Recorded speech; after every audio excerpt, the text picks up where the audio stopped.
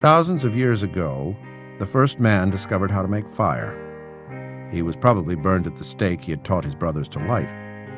But he left them a gift they had not conceived, and he lifted darkness off the earth. Throughout the centuries, there were men who took first steps down new roads, armed with nothing but their own vision. The great creators, the thinkers, the artists, the scientists, the inventors, stood alone against the men of their time.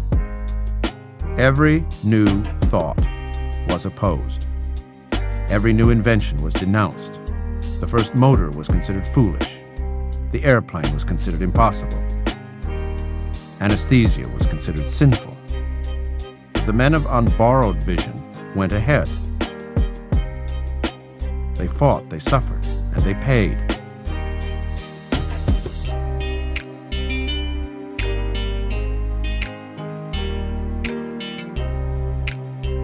But they won. No creator was prompted by a desire to serve his brothers, for his brothers rejected the gift he offered. His truth was his only motive. His own work in his own way, that was his goal. The creation, not its users. The creation, not the benefits others derived from it. His vision, his strength, his courage came from his own spirit. A man's spirit, however, is his self, that entity which is his consciousness. To think, to feel, to judge, to act are functions of the ego. The creators are not selfless. The creator served nothing and no one. He lived for himself.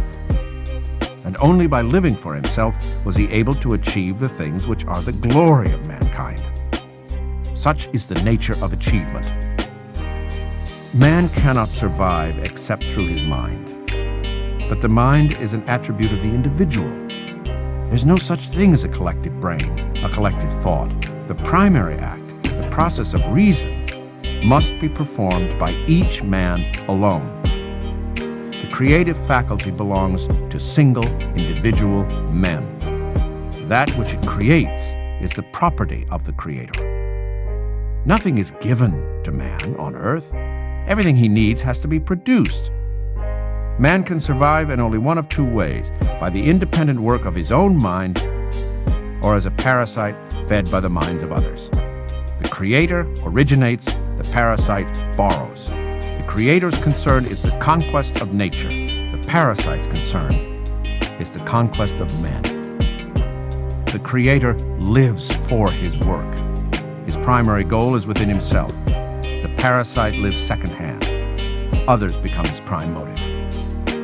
The basic need of the creator is independence. To a creator, all relations with men are secondary.